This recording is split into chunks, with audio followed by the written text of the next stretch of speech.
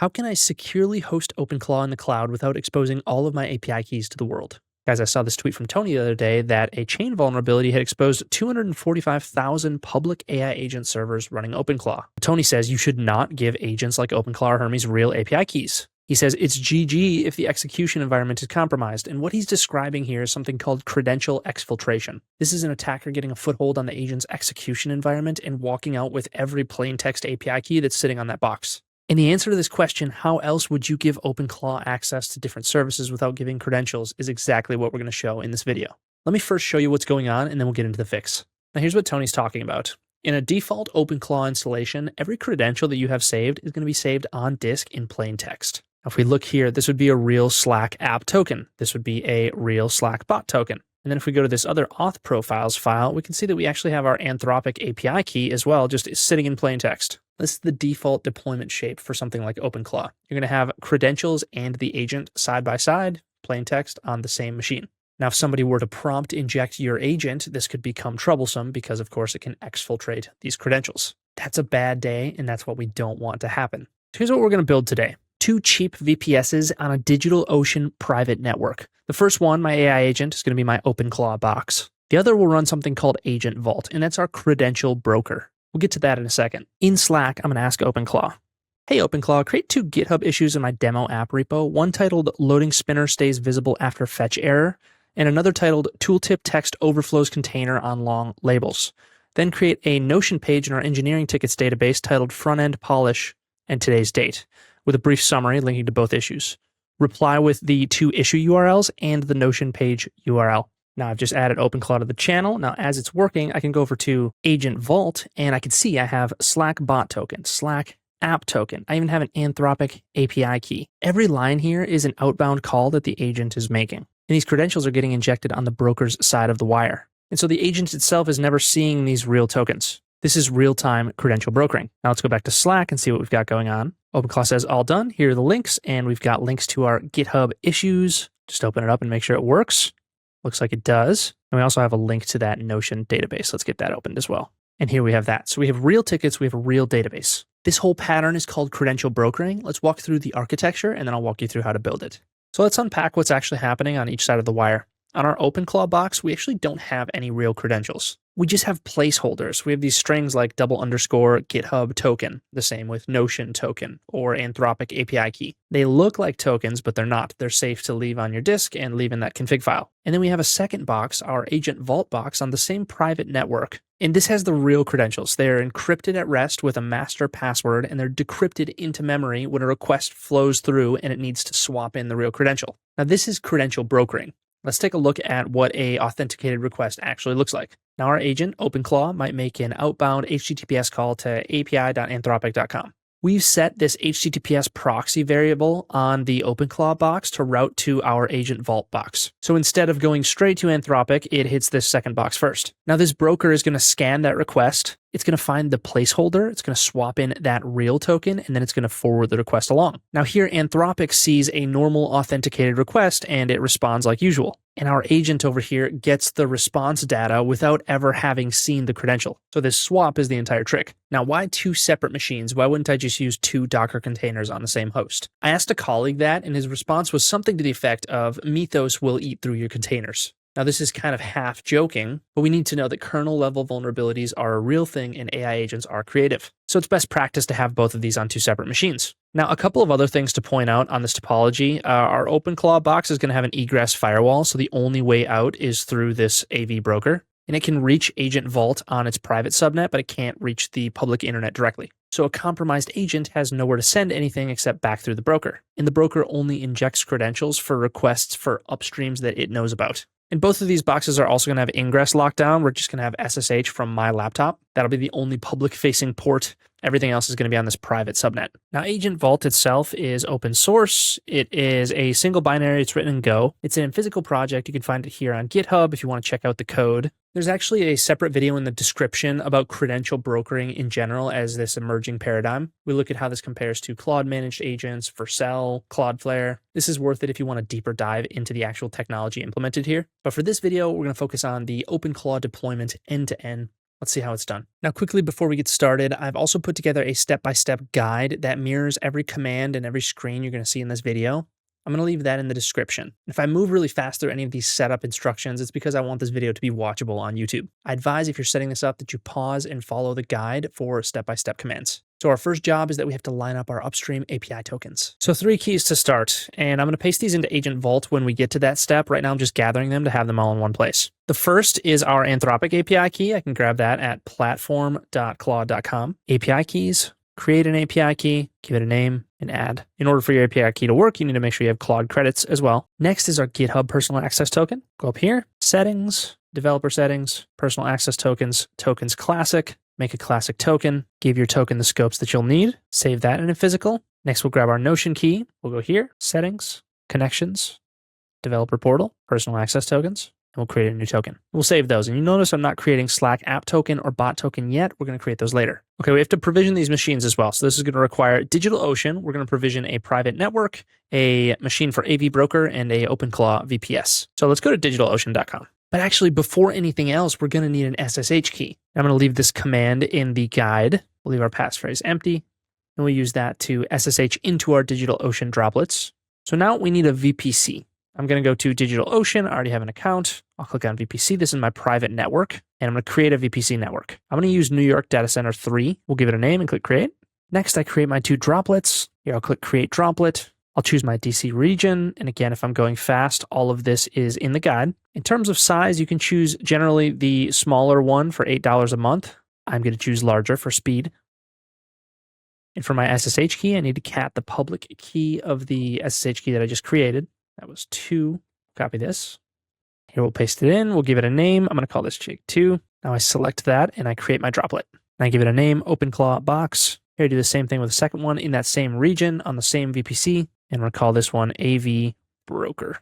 Okay, so now that we have both of them running, let's just make sure that they are indeed on the same subnet, 16.3 and 16.2. That looks good. And for the private IP commands that we have in the guide, you're going to substitute in your box's private IPs. Now, before we install anything, we also have to lock our boxes down. So I'm going to create a firewall, and we're going to make a few inbound rules. So SSH inbound is actually only going to be from my laptop. So we'll say SSH. If I pull up my terminal again, I can curl ifconfig.me-4 for my IPv4 address. I'll copy that. I'll set that as my source. Now I'll add another rule. Type custom TCP, and we're going to do 14.321 to 14.322.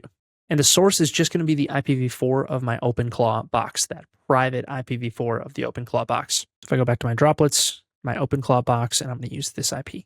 So 14.321 is Agent Vault's control API, and 14.322 is the man-in-the-middle proxy port. Now outbound, we can leave fine, and we're going to apply this to both of our droplets, our AV broker and our OpenClaw box. Okay, so what have we created so far? We've created our AI agent box, our OpenClaw box. We've created our Agent Vault box within this private network in DigitalOcean. Now let's SSH into the Agent Vault box and get that set up. Okay, so I can SSH-I, point it to this key, and we'll grab our Agent Vault box IP. Okay, so now we're in the AV broker box. We need to find the Agent Vault install. So I'm going to Google Agent Vault. Here we go.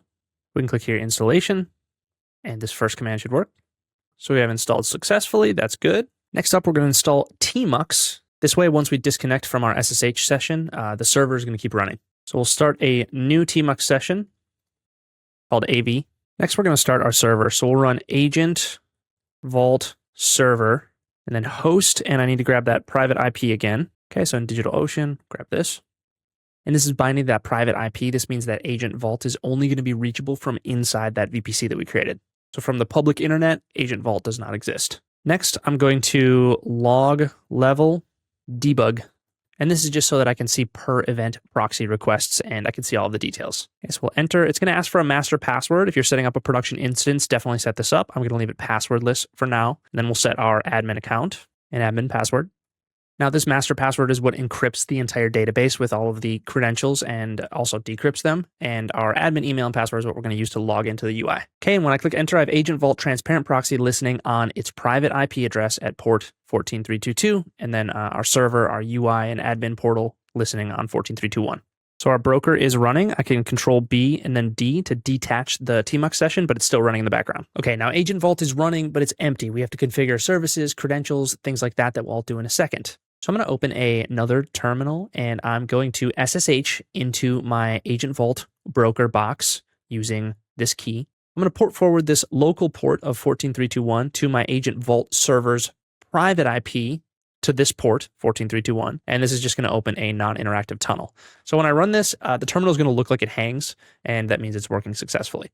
So now if I go back to my browser, I can actually go to localhost 14321, and I'll see my login, and I'll use the admin username and password that I just created. So now I'm actually talking to that Agent Vault instance through the SSH tunnel that I just created. Now, before we actually configure things in Agent Vault, I want to go over some important things about what's going on. We're going to build a couple types of things in Agent Vault, and each thing does a specific job. So first I have this vault. The vault is the outside container. It's the thing that's going to hold all of our credentials and services. And this is the named isolation boundary. It also has a list of agents and what they're allowed to access. Now we're going to create a vault called prod. And then inside that vault, we have credentials that are just key value pairs, just like we would in any secrets manager. And again, these are encrypted at rest. Your agent is never going to read these directly. And then we're also going to have these things called services, which is the wiring for certain upstream hosts. So for Anthropic API key, the wiring for its upstream host will be something like api.anthropic.com. And these services are going to point at our credentials by name. So when Anthropic API key changes, we'll change it in here, but we don't actually have to change anything about the service. And again, for our demo, we'll have a few API keys. We'll have our Anthropic API key, we'll have a GitHub token, a Slack bot and app token, and then a Notion token as well. So now that we understand the general ins and outs of Agent Vault, let's set this up. I'm going to go back to my Agent Vault UI, and here on the right side, I'm going to click New Vault. And again, we're going to call it Prod. And our credential store we'll use built-in. Now it'll take us straight to services, but I'm actually going to put the credentials in first. And here we'll just copy all of our credentials as we had them in our secrets manager. Okay, so we've added all of our credentials. Again, our Slack app token, Slack bot token, we haven't filled out quite yet. We will when we get there. Now we're going to go to services. Now here we'll have 4 entries. I'm going to add a service, and I'm going to call this one Anthropic. And my host pattern is going to be api.anthropic. Now for auth, I'm going to use pass-through, and I'm going to use URL substitution. So here I'll add a substitution. And within the header, my placeholder is going to be _Anthropic API key, _, and then I'm going to replace it with the value of Anthropic API key. And we'll save this. Next, we'll do GitHub, api.github.com. And here, this will be a little bit different. We're going to do bearer and GitHub token. And then we'll add Notion, api.notion.com. And again, bearer Notion token. We'll add our service. And then lastly, Slack will be slack.com/this. And Slack is going to be passed through, but it's going to have 2 substitutions. We have our Slack bot token, and we're going to select header and body for Slack. That'll be replaced with the value of Slack bot token. And then again, header and body, we also have Slack app token. And this should be Slack app token, and we'll save the service. And we do header and body because the Slack web API puts some tokens in the body. And we need Agent Vault to still broker those credentials and inject them into the body. Now, one thing that is kind of a gotcha is that these placeholders have to be an exact match. So if we put Slack app token like this in Agent Vault, we need to make sure to put exactly this into our OpenClaw configuration as well, which we will in a bit. So now that we have this set up, albeit missing our Slack bot and app credentials, we're going to mint an agent token. So I'm going to go here back to this main screen, and I'm going to click Agents. And here on the right, I'm going to click Add Agent. And we'll call this our OpenClaw agent. And in terms of vault access, I'm going to click Add Vault, and I'm going to give access to my prod vault as the proxy. And here I'll click Add. And I'm just going to leave this open. We're going to need these variables in a bit. What this is going to do is it's going to give us this agent token that'll allow just our agent to proxy requests through the vault. Again, this has access to only prod in our case, and it's going to apply those substitution rules that we just set up. So next step, we are going to SSH into our OpenClaw box. So now we go grab our OpenClaw box's public IP. Very good. SSH in. Yes, we trust it. And now the first thing we're going to do in this box actually is install that Agent Vault CLI as well. So here you can go back to this installation page, copy this again. We're not actually going to have an Agent Vault server instance running, but we need the CLI in order to wrap our OpenClaw commands with those Agent Vault variables. Now for the OpenClaw install itself, I'm just going to look up OpenClaw install. Here we go. And this is pretty quick. We're on Linux. Go ahead and copy that over. And this is going to start up our install wizard. Now, really important, this wizard is going to be asking us for tokens. Every time it asks us for a token, we're going to put our placeholder token that we just created. Remember, like double underscore GitHub underscore token double underscore. Okay, now it's going to take us through our setup wizard. We understand that this is personal by default. Yes. We'll go ahead and do the quick start. For our model provider, I'm going to use Anthropic, and I'm going to use API key. Here, I'm going to enter that API key, that double underscore Anthropic API key. It'll have us choose a model. I'm going to keep the current. You could set it to Haiku or Sonnet if you want it to be a little bit cheaper. Now here it's going to have us set up our messaging platform. And today we're going to use Slack socket mode. Now here when we set this up, this is really important. It's going to give us this big JSON blob. We need to keep this and we're going to use it right now because it makes our Slack app setup super easy. So copy all of this JSON. Now I'm going to go to api.slack.com/apps and I'm going to click create new app. Here I'll click from a manifest, select my workspace. I have a demo workspace. And here I'm going to copy in all of that JSON. Click next and we'll create. And now that that's automatically set up my OpenClaw app, I can go over here on the left side to OAuth and permissions, install to Jake's demo workspace. Go ahead and allow it. And once I do that, I can get my tokens. Here I have my Slack bot token. Here I've opened Agent Vault in another browser tab, and I'm going to go back here to credentials, and I can actually copy it into my Slack bot token. So I'll edit, copy the value in, and save. So I have my bot token. I also need an app token. I'm going to go basic information on the left side, scroll down a little bit, generate token, OpenClaw app token. For my scope, connections right, and I'll generate it. And I'll paste it as well into Agent Vault.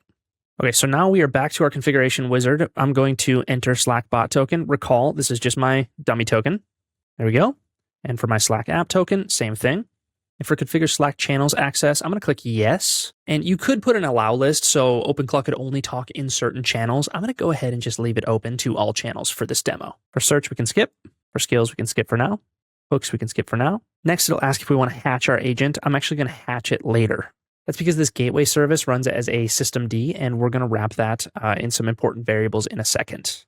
Now, as a sanity check, I can track down these variables in our OpenClaw folder. And you remember the file at the beginning of the video where we had our actual keys in plain text? Note, they're all our dummy values this time. Okay, so for my last setup step, I have two more things that I have to do. Our OpenClaw gateway is going to run as a systemd service, so we're going to set that up, and we need a .env file. Now, I highly recommend that you copy these commands from the guide since they're a little bit long. So firstly, our env file. We can see in this env file, I have my Notion token and my GitHub token variables set with the dummy values. We are pointing our OpenClaw box to the prod vault. Now I need the token as well that we talked about earlier. We're going to grab that from our UI. So back here, we can see we have Agent Vault token. I'm going to grab that. And then I also need to point my OpenClaw box to the private IP address of my Agent Vault box. So once again, I'm going to grab that from my UI. Here we'll go back to DigitalOcean. We'll grab that private IP. Very good. And then lastly, we just chmod 600 on this file so that only root can read it. So we'll click enter. So we have those variables set in the .env file, but we do not yet have them set in this current shell. And I'd like to do a test. So I'm going to go back here to my Agent Vault UI. I'm going to copy this. And I'm also going to export the variables here. So Vault is prod. I already have my token filled in. And now I just need to fill in my Agent Vault address. So I have HTTP. And once again, this private IP of the Agent Vault broker. And that's port 14321. Okay, so now I can test this out. And I can test it out with a curl command, and I can wrap this curl command in our Agent Vault CLI. Let's try this out, sending the request to api.github.com and with a dummy token to ensure that it's actually replaced. And I can see that we do have a successful response from GitHub. This is my demo GitHub account. So that means that Agent Vault substitution is working correctly. So next I have this systemd drop-in. OpenClaw installs as a user systemd service, and we won't get too deep, but this drop-in does a few things. First, it pulls in the .env file that we just created. It clears out OpenClaw's default exec start, and then it replaces with one that wraps the gateway in Agent Vault run. So next we have a loginctl linger on root, and this is so that our user systemd service survives a logout. And in that command, I also had a daemon reload and a restart of our OpenClaw gateway. So now we're live. We can see Agent Vault connected and our OpenClaw is running, and every outbound call is going to be brokered through Agent Vault. All right, we're all set up. Now we're going to ask our OpenClaw to do something real. So I'm going to give it a channel, and I'll call it OpenClaw 3. Public channel is fine. And we're going to invite OpenClaw. All right, so now a quick caveat. I tried talking to my OpenClaw, and it yelled at me. Basically said that these certain things aren't configured yet. That's okay. We're going to explain what's going on. And it's still in bootstrap mode. I haven't actually configured it. So I DM'd it. I had to pair it on the actual server where OpenClaw is hosted by running this command. So I went to the server and I did that. Then I tried to tell it what's going on, and these agents are actually pretty good with security. It thinks I'm trying to prompt inject it, so I appreciate the detailed setup tip. I'm going to push back on this one. It's our first message, and yeah, I'm steering it away from its own tools. So basically, I said that, hey, just check your environment variables and the config yourself, and then we'll do our intros. So now we're introducing ourselves, so let's give it an identity. He says, who am I to you? You are OpenClaw. I am Jake Hallberg, a developer advocate at Infisical, and I'm trying to do a demo. Now, again, the fact that OpenClaw is even responding tells me that its brain key, its Anthropic API key, is being successfully brokered, so that's good. So our bootstrap is complete. Now let's go back to OpenClaw channel, and let's just go ahead and repaste it this same prompt. So one thing that I like is that as OpenClaw is doing things in Slack, it will react to what it's doing. So, if it's in the middle of doing something, it'll throw up this hourglass, for example. When it just starts out, it sets up these eyes like, hey, I'm taking a look into the issue. And then when it's done, generally it'll give you a green check mark, provided that everything went well. Okay? And here, I guess OpenClaw skipped the green check mark. We got a warning for a second, but it went away. And he says, done. Filed 3 tickets for the bug fixes. Cursor, okay, we had some issues. Null pointer, and he's put all of these into the Notion database. So let's go ahead and just check out the database. And I can see here that we do indeed have a fixed race condition, a null pointer, pagination cursor, and we have links to the PRs, and issue statuses are resolved. So we have used a real Notion integration, a real GitHub integration, and a real Anthropic API integration without our agent ever having seen a single API key. And I can also check that against my GitHub just to show that I have this demo app. And we do indeed have these pull requests that are closed. And one thing that I just noticed, we had those 5 PRs, but it looks like these 2 feet PRs were skipped. Just a judgment call on OpenClaw's side. So what if we had a scenario where our OpenClaw box gets compromised and an attacker grabs that Agent Vault token? We can one-click rotate agents. So I'll pull up our Agent Vault UI again. Here I have my OpenClaw agent, and I can revoke this agent. It'll ask me to confirm. I'll revoke it. We can see status turns to revoked. And now if I were to go back to Slack, I might ping him again. Hey, buddy, can you hear me? Note he's not going to respond this time because Agent Vault is no longer brokering credentials for that agent. So our blast radius here is significantly reduced. Our agent cannot be prompt injected to exfiltrate credentials on the box because, as we saw, it only has dummy credentials. And in the event of a compromise, I could revoke access to credential brokering through Agent Vault by removing this token. And then if I want to recover, I could grab a new token, put it into that .env, and restart my OpenClaw gateway. Okay, so before we wrap up, I built this for OpenClaw because that recent attack made this problem concrete. But understand, Agent Vault is agnostic. If your agent speaks HTTPS, and all of these agents do, Agent Vault can broker for it. Claude Code, Cursor, Codex, your own internal agents, it doesn't matter. It'll be the same pattern every single time. You'll have placeholders on the agents, and then you'll have this Agent Vault credential brokering for them. And this scales sideways as well. We have teams that run multi-agent setups that are spinning up tens, thousands, even hundreds of thousands of ephemeral agents that can broker through Agent Vault as well. Each agent gets its own revocable identifier, and each one only sees the vault that it's been granted. So credential brokering is the paradigm. OpenClaw is just the agent that we picked for this video. Guys, OpenClaw and Agent Vault are both open source. You can find them both with a quick Google search. And as mentioned, we've also made this companion video on credential brokering as a paradigm. I'll drop that and the full operator guide for this build in the description. As we can see, our tokens and API keys that OpenClaw needs to run were never on this machine, and they never should be. If you made it this far, thank you so much for following along. If you have any questions, leave them in the comments. We'll respond to every single one. We'll talk to you in the next one.